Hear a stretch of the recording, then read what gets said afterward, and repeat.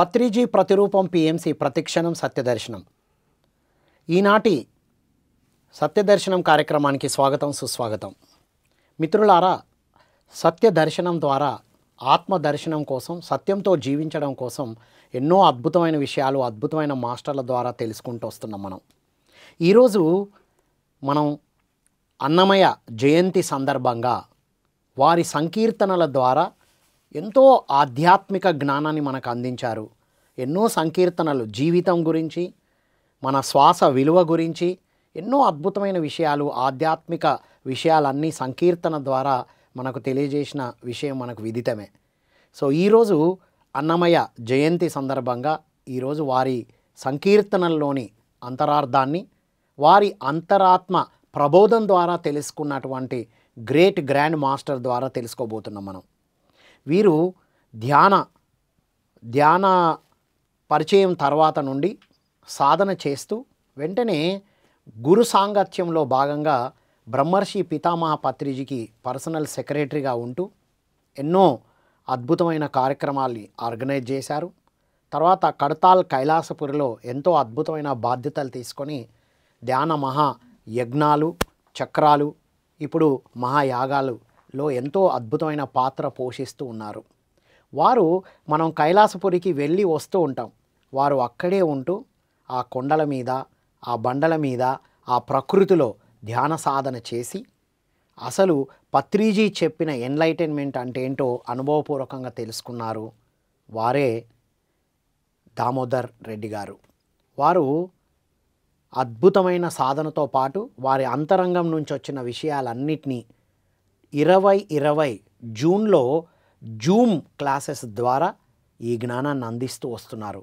Every Saturday వారు ఈ అన్నమయ్య కీర్తనలోని అంతరార్థం వారికి లోపల నుంచి వచ్చింది స్ఫురిస్తూ బోధిస్తూ వస్తున్నారు.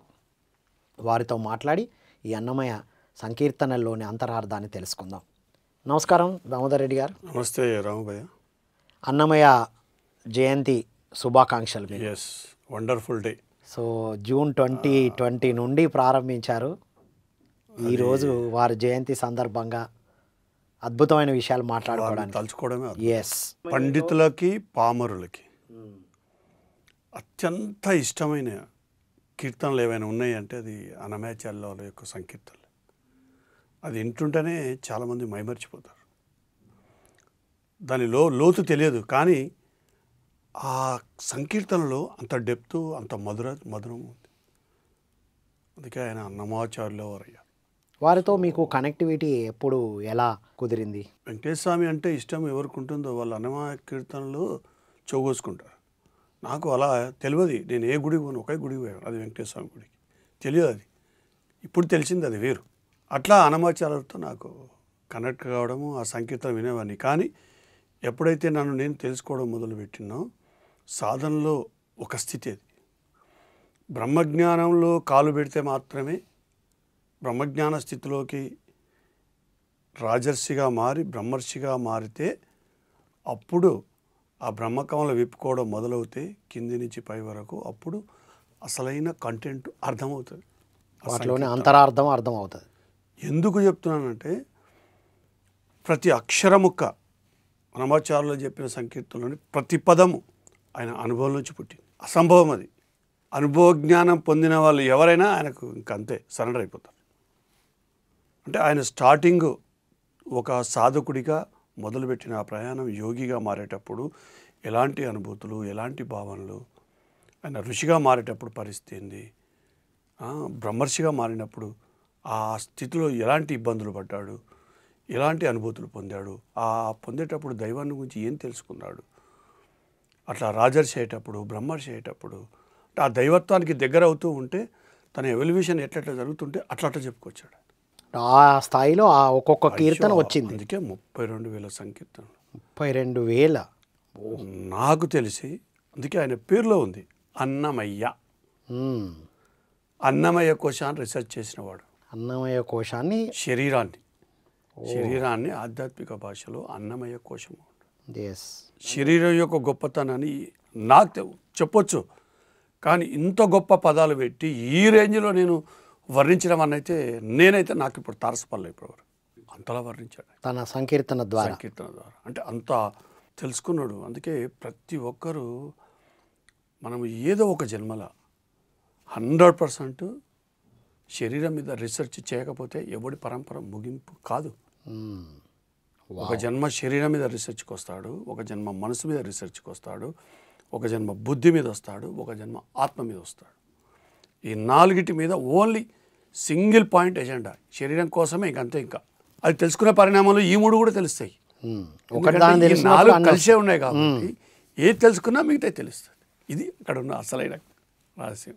సో వండర్ఫుల్ సంకీర్తనలు. అందుకే కట్టెదురా వైకుంఠం కానా చైనా కొండ తెటలాయి మైమలే తిరుమల కొండ అన్నాడు. కట్టెదురా వైకుంఠం. వైకుంఠం ఎక్కడుంది? గుట్టలలో ఉందా? తిరుమల కొండలలో ఉందా? లేకపోతే ఇంకే హిమాలయాల్లో ఉందా? శరీరం అనే ఈ కొండలో ఉంది. కట్టెదురా, నీ కళ్ళెదుటే ఉంది. నీ కట్టి ఉంది, ఆల్రెడీ రెడీగా ఉంది. వైకుంఠ స్థితి పొందేది కథ, వైకుంఠ ప్రాప్తి పొందేది. నీకు కనబడతలేదా ఆ కొండ? అలాంటి కొండ ఇది. ఇదేం కొండ? తిరుమల కొండ. తిరుపతి కొండ కాదు, ఇది తిరుమల కొండ. తిరుమల కొండ. తిరుమలకి తిరుపతికి తిరుపతి అంటే కింది కథ, తిరుమల అంటే పై కథ. ఆజ్ఞాచక్రం వరకు తిరుపతి కథ, ఆజ్ఞాచక్రం దాటితే తిరుమల కథ. తిరుమల. తిరుపతికి తిరుమలకు 2 పదాలే డిఫరెన్స్. తిరుపతి, తిరుమల. అక్కడ పా వస్తుంది, తి 2 సార్లు వస్తుంది. తిరుపతి, తిరుమల. తి అనేది రు అనేది కామన్. మళ్ళా పా పోయింది, మా వచ్చింది, తీ పోయింది, లా వచ్చింది. తిరుపతి అంటే తమో గుణము తీయదనం. తమో గుణం. ఎప్పుడైతే ఆజ్ఞాచక్రం చేరుకుంటావో, ఆజ్ఞాచక్రం చేరుకున్న తర్వాత ఈ 6 కేంద్రాలు, 6 చక్రాలు ఒక చక్రంగా మారుతుంది. ఆ మారిన తర్వాత, ఆ మారేంత వరకు కథ అంతా తిరుపతి కథ, పవిత్రత పొందే కథ, శుద్ధత్వం కథ. రజోగుణం రుచికరంగా మారుతుంది. అంటే నీ మనసు రుచికరంగా మారుతుంది. నీ ఒక్కొక్క రుచి కరుగుతూ ఉంటే గమ్మత్తైన రుచులు నీ నోట్లోకి వస్తూ ఉంటాయి. లాలజలం. అరే ఏం రుచులు రా నాయన అన్నట్టు ఉంటుంది అన్నమాట. రోజుకొక రుచి, పూటకొక రుచి. అందుకే అది తిరుపతి అన్నారు. ఆ రుచి ద్వారా ఆ పవిత్రత ఎప్పుడు ఆ లాలాజలంలో ఆ రుచి వస్తూ ఉంటే శరీరం అంతా స్ప్రెడ్ అయ్యి ఒక పవిత్రత వస్తుంది శరీరానికి.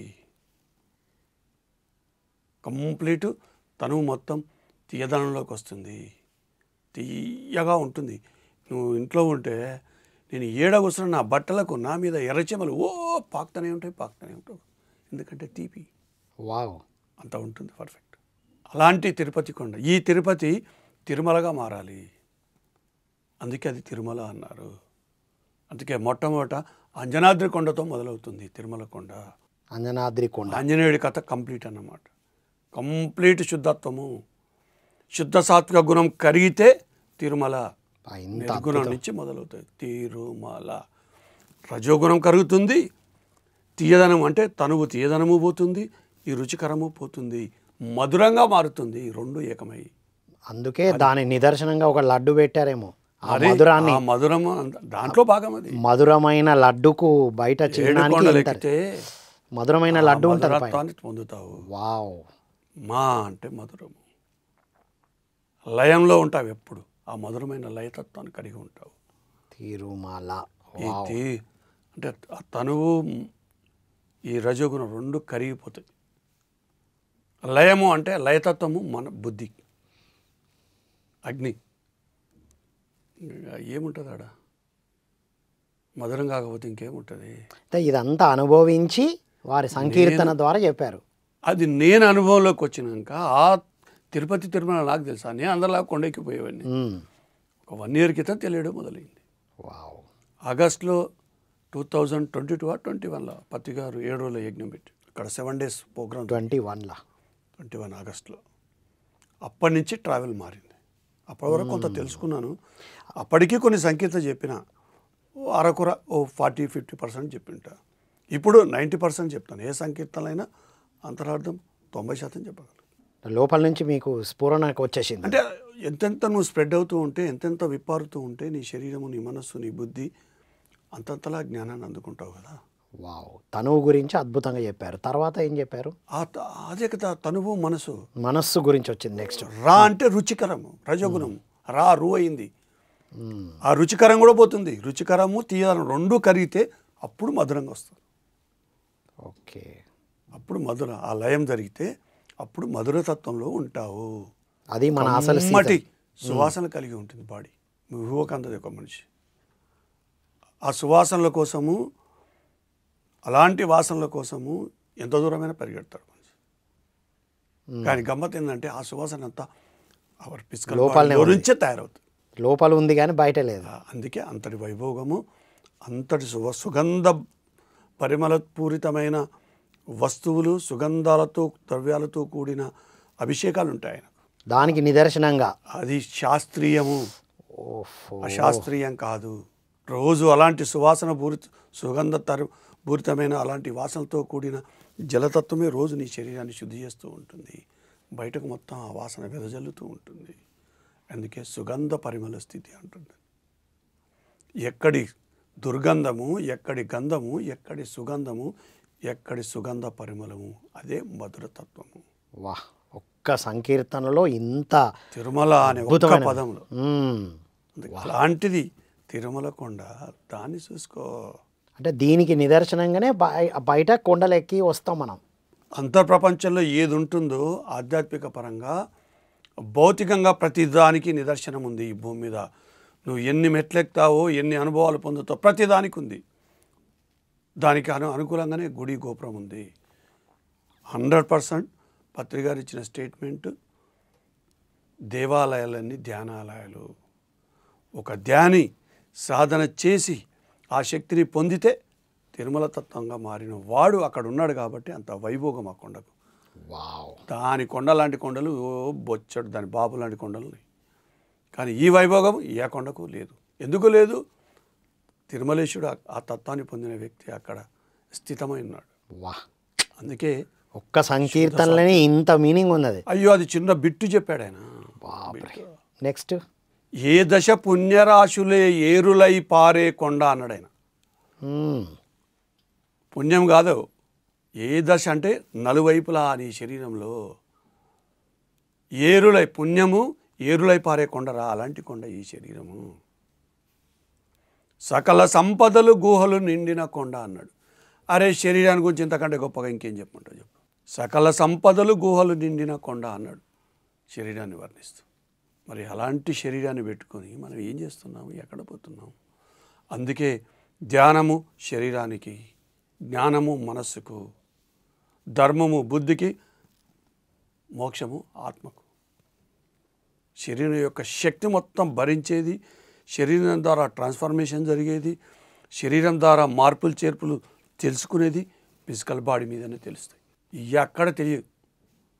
కాగడ పెట్టినా నీకు అర్థం కాదు. నీ మనసు ఏం మారిందో ఎదురు గుర్తుపడతాడా? కానీ ఫిజికల్ బాడీలో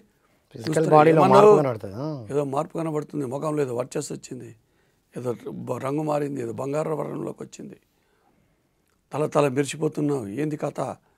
ముక్కు పొరిగింది, చెవులు పారాయి, చేతులు తెల్లగైనాయి, స్కిన్ కలర్ మారింది. ఎన్నోసార్లు చెప్పాను మీరు గుర్తుపట్టి, ఫేస్లో ఇది వచ్చింది అది వచ్చింది. మళ్ళీ ఇవన్నీ ఇండికేషన్. కాలిగోటు నుంచి తలపై వరకు ప్రతిదీ మార్పే. అది ఫిజికల్ బాడీ మీద కనబడుతుంది. ఈ సందర్భంగా అన్నావు కాబట్టి చెప్తాను. ఇన్ని దైవత్వానికి సంబంధించిన రూపాలు ఉన్నాయి కదా. ఒక్కొక్క దైవానికి ఒక్కొక్క రూపం ఉంది. కొన్ని వేల దేవతలు ఉన్నారు, వేల రూపాలు ఉన్నాయి. ఒకదానికొకటి మ్యాచ్ కాదు, మళ్ళీ డిఫరెంట్గా ఉంటుంది. అవునా? అంతే కదా. ఎక్కడి నుంచి వచ్చినాయి ఈ రూపాలు? ఎవరైనా చెక్కాడా? ఎవరైనా ఊహించి చెక్తే వచ్చినాయి అవి? ఒకటి వస్తాయి, రెండు వస్తాయి, ఇన్ని ఎట్లా వస్తాయి? పోనీ అలంకరణ అంతా ఎక్కడికి వెళ్ళి వచ్చింది? ఆ రూపం ఎట్లా చెక్కిరు? ఎక్స్టర్నల్గా చెక్కుతారు. మరి ఈ రూపం చెయ్యి ఒక్కొక్క దేవునికి ఒక భంగిమ ఒకలాగా, ఒకరు ఇట్లుంటుంది, ఒకరు ఇట్లుంటుంది, ఒకరు ఇట్లా ఉంటారు. అయ్యప్ప స్వామి ఒకలాగా ఉంటాడు. ఒక్కొక్క దైవంది ఒక్కొక్క రూపంలో ఉంటారు. వాళ్ళ వాహనాలు డిఫరెంట్గా ఉంటాయి. ఇవన్నీ ఎక్కడికి వెళ్ళి వచ్చినాయి? అసలైన రహస్యం చెప్పేదా? చెప్పాలి కదా. వాస్తవానికి ఎవరైతే సాధన చేస్తారో, సాధన చేసినప్పుడు ఏ దైవత్వాన్ని అయితే నువ్వు పొందుతావో నీ ఫిజికల్ బాడీ ఆ రూపంలోకి ట్రాన్స్ఫర్మేషన్ జరుగుతుంది. ఆ యోగి తను ట్రాన్స్ఫర్మేషన్ పొందిన రూపాన్ని ఒక చిత్రకారుడు దాకా గీపించిందే ఈరోజు విగ్రహాల రూపంలో బయటకు వచ్చాయి. ఓకే. కాబట్టి రూపాలన్నీ అశాస్త్రీయం కాదు, శాస్త్రీయం. అది ఒక్కొక్క దశలో ఒక్కొక్క ట్రాన్స్ఫర్మేషన్. ఒక్కొక్క దైవత్వానికి నువ్వు లోపల ఏ మార్పు జరుగుతుందో ఆటోమేటిక్గా ఆ విధంగా నీ ఫిజికల్ బాడీ ట్రాన్స్ఫర్మేషన్ అయిపోతుంది. అది నువ్వు ఊహించవలసిన అవసరం లేదు. అది సహజంగా జరిగే కథ. నువ్వు విఘ్నేశ్వర తత్వంలోకి వస్తే ఊహకన్నది మనిషికి. నువ్వు కుండలి శక్తిని పూర్తిగా రేస్ అయిపోయి ఆ శక్తి ప్రవాహం నేను నడుస్తుంది అనుకో, మొత్తం కథ అంతా మారిపోతుంది. అప్పుడు ఒక రకంగా ఉంటుంది నీ బాడీ. ఆదిశేష తత్వంలోకి వచ్చినప్పుడు నీ స్కిన్ మొత్తం పాము దాన్ని సంతరించుకుంటుంది, పాము చర్మంలాగా. ఈ స్కిన్ తెలిసిపోతుంది. ఇంత ఉంది, ఇంత శాస్త్రీయం ఉంది. పూజలు అశాస్త్రీయం కాదు, శాస్త్రీయం. కాకపోతే దాన్ని గబ్బు పట్టించారు. దానికి ఇంకా యాడ్ చేసి అది స్వార్థంతో రకరకాలుగా చేసి ప్రతి దాంట్లో ఒక ఆధ్యాత్మిక కోణం ఉంది. అరే శరీరానికి పూజలు అని పెట్టారు, మనసుకు స్తోత్రము, బుద్ధికి జపము, ఆత్మకు ధ్యానం.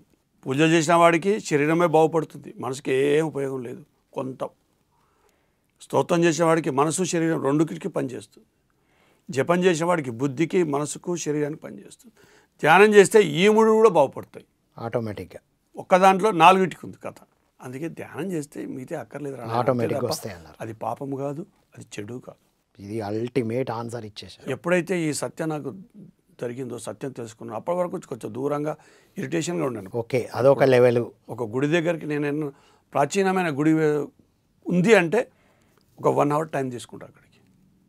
ఆ సాధనలో దాని చరిత్ర, ఆ యోగి ఎవరు, ఏంటి, ఏం సంగతి, అక్కడ ఎనర్జీ సిస్టమ్ ఏంది, దాని ఎంత, ఆ మొత్తం సమాచారం అంతా అందుతుంది ధ్యాన సాధనతో.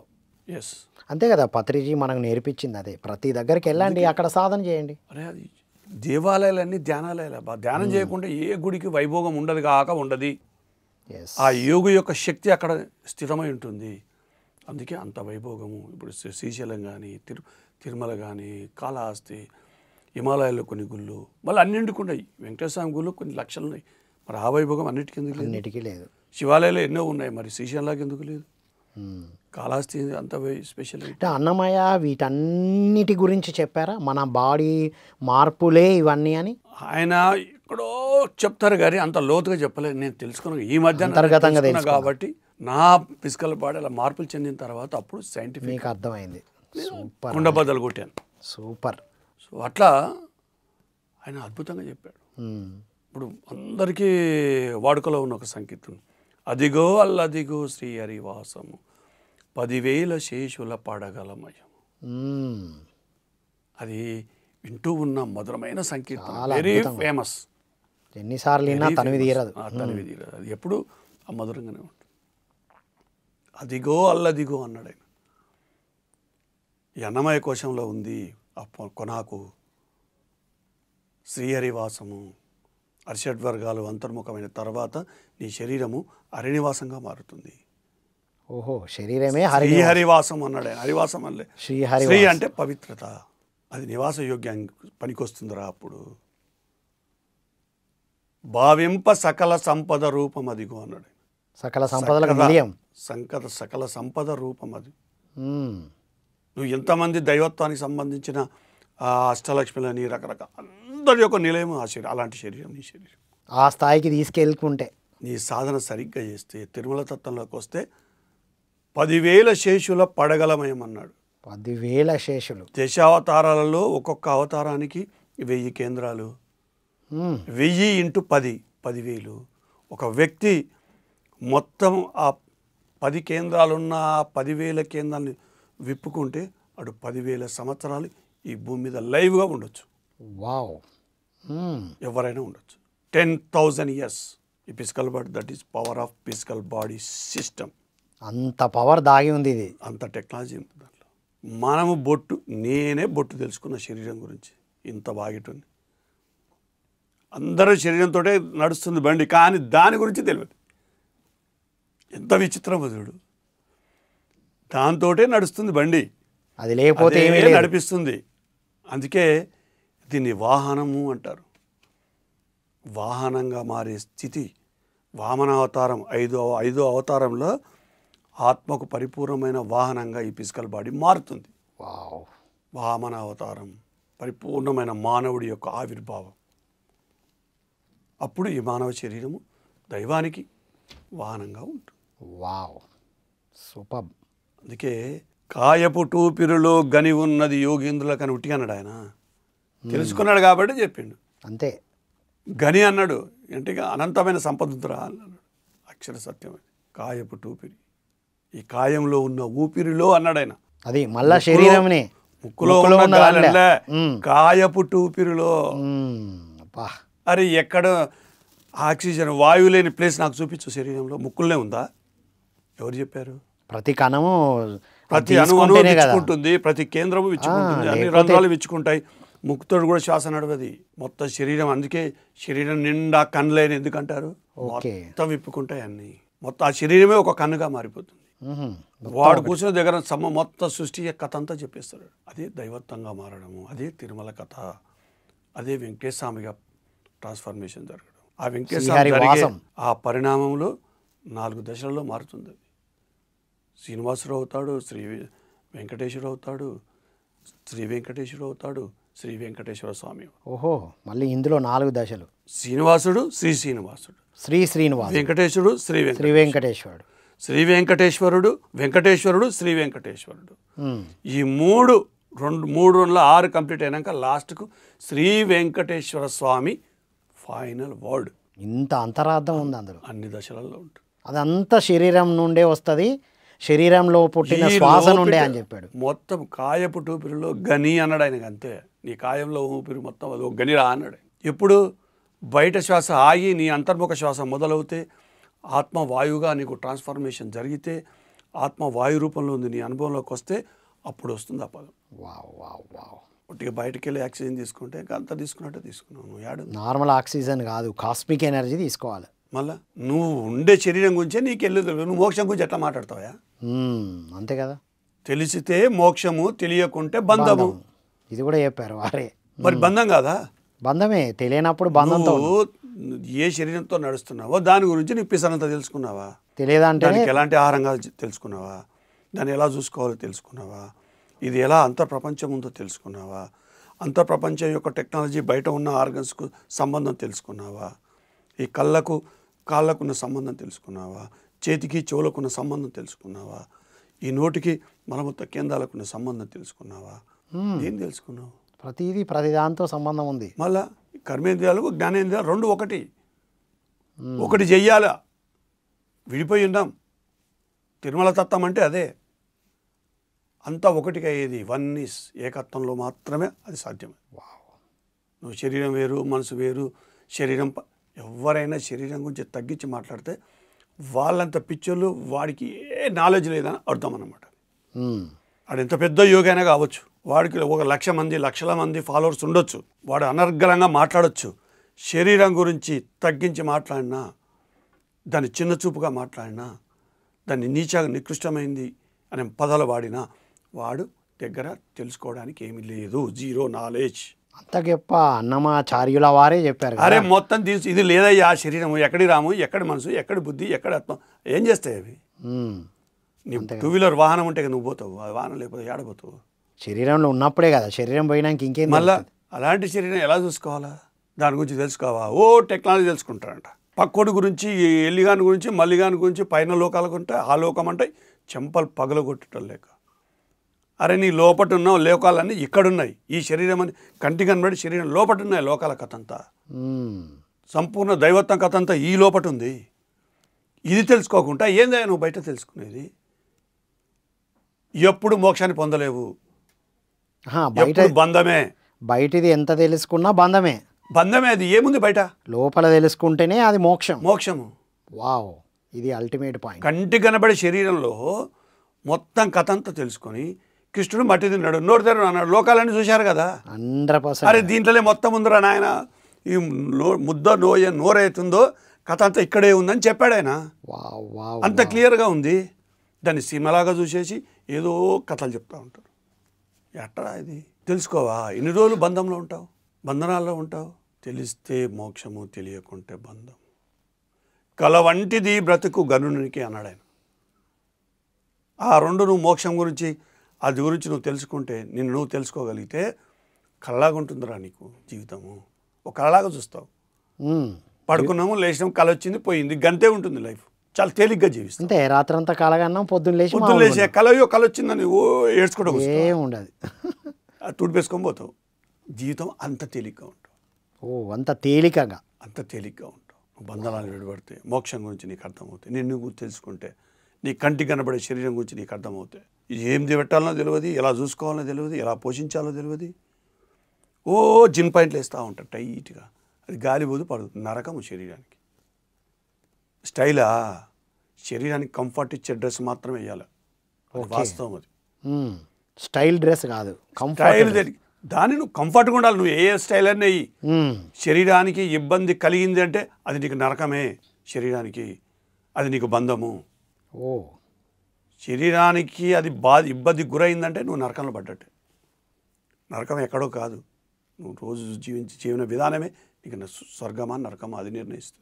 నువ్వు సాధన చేస్తూ ఉంటే డ్రెస్ కోడు మారుతుంది, లైఫ్ స్టైలు మారుతుంది, తినే స్టైలు మారుతుంది, ఆహార పద్ధతులు మారుతాయి, మాట్లాడే పద్ధతి మారుతుంది, ఎటు వాళ్ళతో గౌరవించే విధానంలో మారుతుంది. ఇవన్నీ మోక్షానికి దారి చేసేటి ఈ మార్పులని.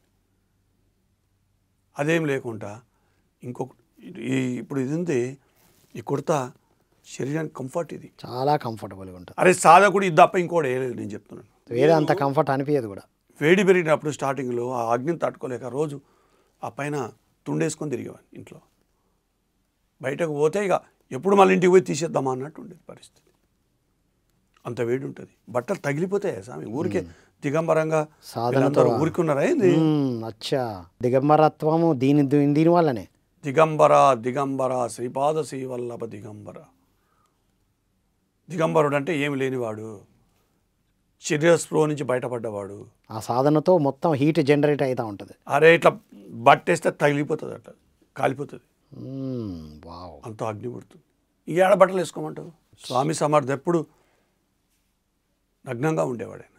ఎందుకంటే నిరంతరం అగ్నిలో దుని ఎట్లా మండుతుందో అట్లా మండుతుంది ఆ బాడీ. ముట్టుకుంటే కాల్చి సర కాలుతుంది. అది లయతత్వము. లయకారుడు అంటే అది. ఊరికి ఆయన హిమాలయ కూర్చుండా శివుడు. ఆ అగ్ని అంత వేడి ఉన్నప్పుడు చల్లబరిచే కావాలంటే అది హిమాలయ లాంటి చల్లదనంగా కావాలా. అందుగుంచే హిమాలయాల లయకారుడు ఎక్కడ ఉంటాడు అంటే హిమాలయాలో ఉంటాడు. ఈ వేడిని చల్లబరుచుకుంటా ఉండాలి ఎప్పటికప్పుడు. అప్పుడే అది బ్యాలెన్స్ చేస్తుంది. అది మైనస్ టెంపర్ 35-40 కూడా మైనస్ అగ్నితత్వంలోకి వస్తే అప్పుడు బ్యాలెన్స్గా ఉంటావు. ఎవరైనా సరే ఒక యోగి ఆఖరి ఘట్టంలో వచ్చే ఆ పరిణామంలో ఒక జన్మ మొత్తం సాధనకు హిమాలయాల్లో 100-200 సంవత్సరాలు చేయకుండా ఎవడు పిరమిడ్ మాస్టర్ కాలేడు. అసంభవం. ఆ టెంపరేచర్లో, ఆ 0 డిగ్రీ టెంపరేచర్లో ఉండి ఖచ్చితంగా పోవాల్సాలే. అసలు ముక్తి లేదు, మోక్షం లేదు హిమాలయాలు టచ్ చేయకుండా సాధన. ఎందుకంటే అంత వేడి పుడితేనే ఆజ్ఞాచక్రం విస్ఫోటం జరిగేది మొట్టమొదటిసారి. ఆషామాషి కాదు. 6వ కేంద్రం చేరాలంటే, 6వ కొండకు రావాలంటే, ఏ మాటల 5 కొండలు దాటాలంటే, అది 5వ కొండ చాలా బలమైన కొండ, విశుద్ధ కొండ.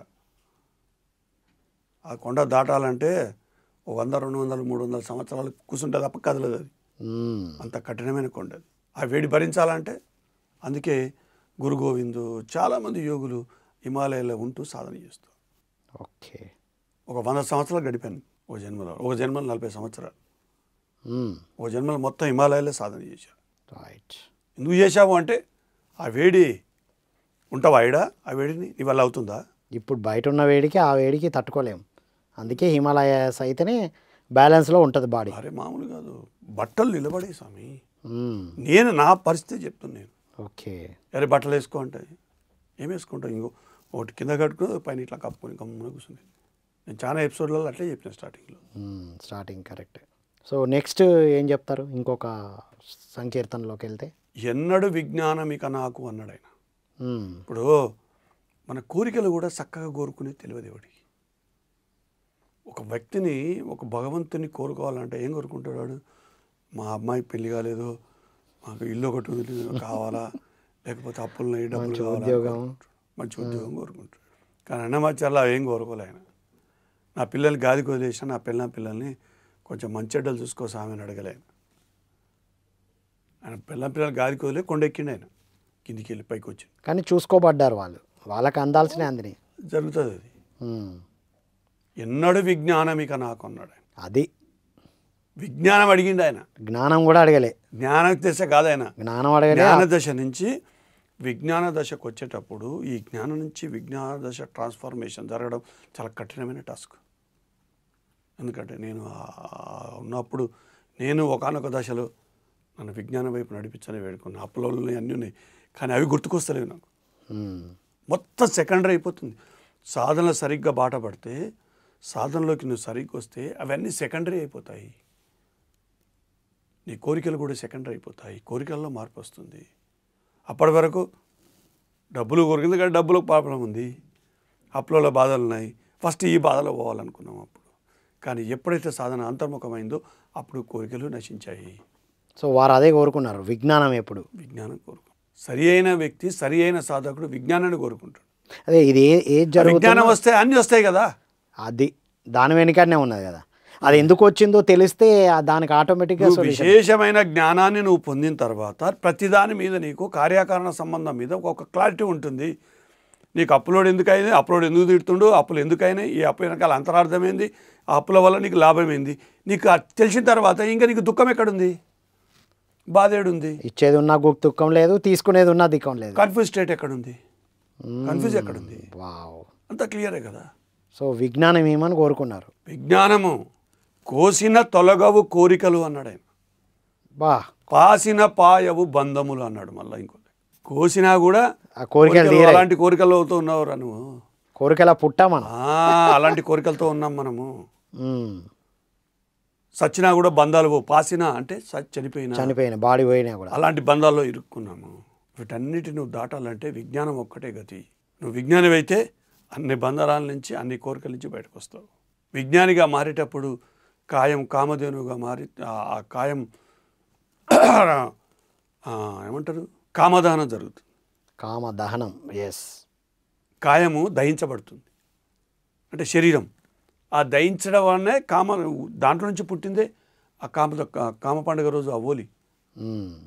ఆ చెత్త అంతా వేసి తలగబెడతావో లోపల ఉన్న చెత్త అంతా ఒక దగ్గర అయ్యి తలుగుతుంది శరీరం అంతా. అప్పుడు సరి అయిన కోరికలకు వస్తావు. అది విజ్ఞాన స్థితి అంటారు. ఇవన్నీ సూచించడానికి పండగల ద్వారా కూడా చెప్పబడ్డాయి. అరే పండుగలు కూడా శాస్త్రీయమే, అదే కదా. అంత కథ ఉంది అందులో. పండుగ వెనకాల ఒక అర్థం ఉంది. అందులో స్పిరిచువాలిటీ పోయి రిచువాలిటీ మిగిలిపోయినాయి. స్పిరిచువాలిటీ గాలికి వదిలేసారు, రిచువాలిటీ తీసుకొచ్చారు, దానికి మసాలా యాడ్ చేసి పండుగను కూడా భ్రష్టు పట్టించేసి. మనం భ్రష్టు పట్టించింది ఏది? అన్ని శాస్త్రీయంగా ఉన్న పద్ధతులన్నీ భ్రష్టు పట్టించేసాం. ఇప్పుడు తిరిగి పునరుద్ధరించడానికి వచ్చినాం మనందరం. పునరుద్ధరణ జరిగి తీరుతుంది. ప్రతి ఒక్కడు శాస్త్రీయంగానే జీవిస్తాడు. ఎందుకంటే శాస్త్రీయంగా తాను తెలుసుకుంటాడు. శాస్త్రం తెలిసిన వాడు శాస్త్రీయంగా జీవించకపోతే ఇంకెట్లా జీవిస్తాడు? తెలియక ముందు ఉంటాడు అట్లా, తెలిసిన తర్వాత అలాగే కదా. మళ్ళీ అరే అన్నీ అంటుకోకూడదు నాయన, బంధరాహిత్యంగా ఉండని తెలుసుకున్న తర్వాత ఎందుకు ఇరుక్కుంటాడు? ఆ సాధనలో ఉంటే బంధరాహిత్యం అవుతుంది. శరీరం దహించబడితే కోరికలు దహించబడతాయి, సరి అయిన కోరికలు ఉంటాయి. ఆకలి తింటావు, లేకపోతే సర్దుకుంటావు. కోరికల గురించి కూడా ఇంత అద్భుతంగా చెప్పిండంటే అసలు పాచినా కోసినా పాయవు బంధములు, కోసిన తొలగవు కోరికలు. వాహ్, ఇంత క్లియర్గా చెప్పాడు. అన్నీ సాధనకు సంబంధించినవి, తనను తాను తెలుసుకోవడం గురించే చెప్పారు వారు. సకలము నీవే శరణంటే వికటములు అడిగను వేడుకనున్నాళ్ళు అన్నాడు ఆయన. సకలము దైవత్వం అని నీకు అర్థమవుతే, సకలము దైవత్వమే అని నీకు అర్థమైతే అన్ని సమాధానాలకు అక్కడే ఉంది, అన్నిటికీ మూలము అక్కడే ఉంది నీకు అర్థమవుతాయి. వికటము అంటే నిన్ను ఇబ్బంది పెట్టే పరిస్థితులన్నీ మటుమాయమయ్యి, అణిగిపోయి, కరిగిపోయి ఎప్పుడు వేడుకలో ఉంటావు, ఆనంద స్థితిలో ఉంటావు. అంతకంటే ఏం చెప్పాడు చెప్పు? ఏం చేయాలో, ఎక్కడికి వెళ్ళాలో చెప్పాడు. నీ అంత ప్రపంచ దైవాన్ని ఎవరు తెలుసుకున్నా అరే మొత్తం ఇక్కడే ఉందిరా సకలం అనే విషయం నీకు అర్థమవుతుంది. విజ్ఞానిగా నువ్వు మారితే, విజ్ఞానమే నువ్వు పొందితే అప్పుడు ఫైనల్గా నీకు అర్థమయ్యే సెంటెన్స్, వాహ్, ఇక సకలము దైవమే. అలాంటి అనుభూతులకు వస్తావు. ఇంకా అక్కడ వికటాలు ఎక్కడి, అడ్డంకులు ఎక్కడి, అలా ఫ్లో లాగా వెళ్ళిపోతూనే ఉంటుంది లైఫ్.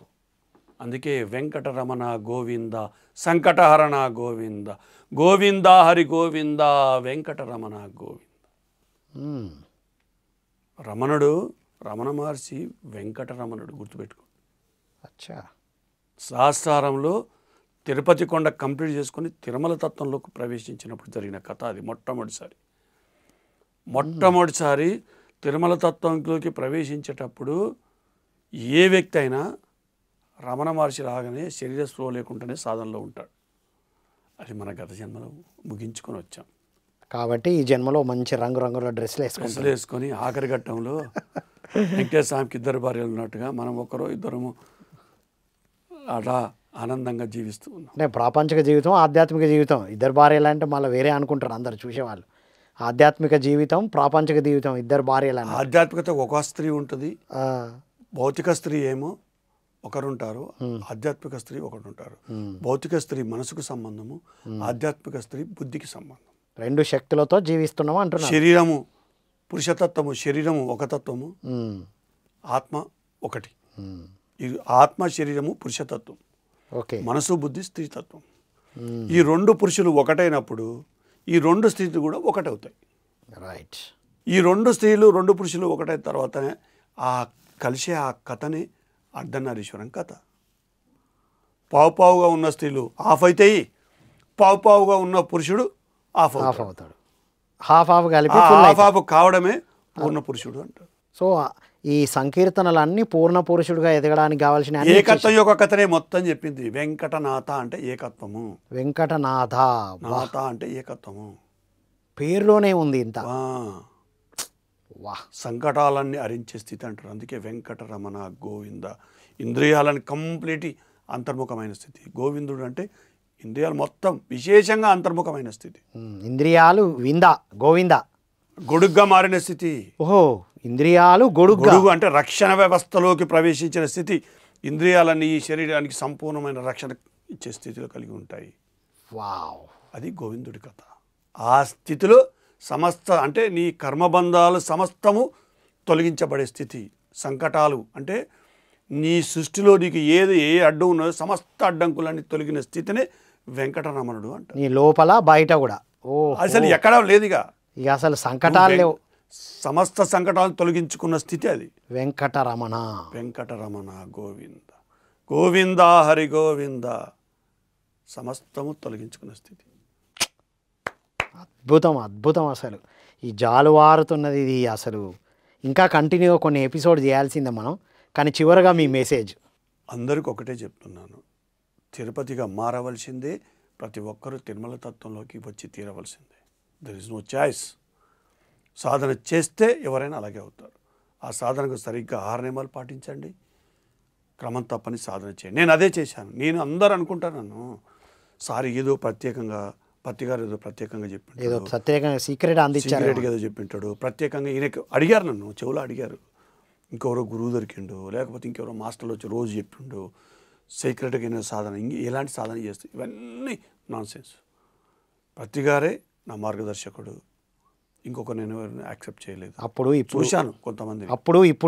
ఇప్పుడు నాకు నేనే గురువు అయిపోయి, నాకు గురువు అనేది లేదు, మార్గదర్శకుడు అయిపోయింది కథ. పత్రిజీ అదే చెప్పారు కదా, ప్రతి ఒక్కరు గురువులుగా అయిపోయారు. గురువులు అయిపోయిన తర్వాత ఇంకా మార్గదర్శనం, నాకు నేనే మార్గదర్శనం. సూపర్. ఎవరిని వాడు తెలుసుకుంటే, ఎవరి లోపల ఉన్న ఆ దైవాన్ని తెలుసుకుంటే ఇంకా బయట నుంచి అవసరం ఉండదు. సూపర్. అందుకే దామోదర్ మహాస్వామి అయ్యారు మీరు. Thank you so much. Thank you Ramu గారు. సో ఇది మిత్రులారా, అన్నమయ్య జయంతి సందర్భంగా అన్నమయ్య సంకీర్తనల యొక్క సాధనల యొక్క అంతరార్థాన్ని తెలుసుకొని 2020 నుండి ఏకత్వంలోకి ప్రయాణం అనే ఒక జూమ్ సెషన్ ద్వారా ఇప్పటికి 5 సంవత్సరాలు అవుతుంది, కొనసాగుతూనే ఉంది. అలా చెప్పింది చెప్పకుండా బోధిస్తూ వస్తున్నారు. ఫ్యూచర్లో వారు చెప్పినట్టు అన్నమయ్య సంకీర్తనల మీద కంటిన్యూస్ ఎపిసోడ్స్ కూడా వారు సిద్ధంగా ఉన్నారు. మనం త్వరలో ఆ ఎపిసోడ్స్ను కూడా కొనసాగిద్దామని తెలియజేస్తూ అన్నమయ్య జయంతి మరియు బుద్ధ పౌర్ణమి జయంతి శుభాకాంక్షలు తెలియజేస్తూ మరో కార్యక్రమం మళ్ళీ కలుద్దాం. అంతవరకు సెలవు. Thank you all.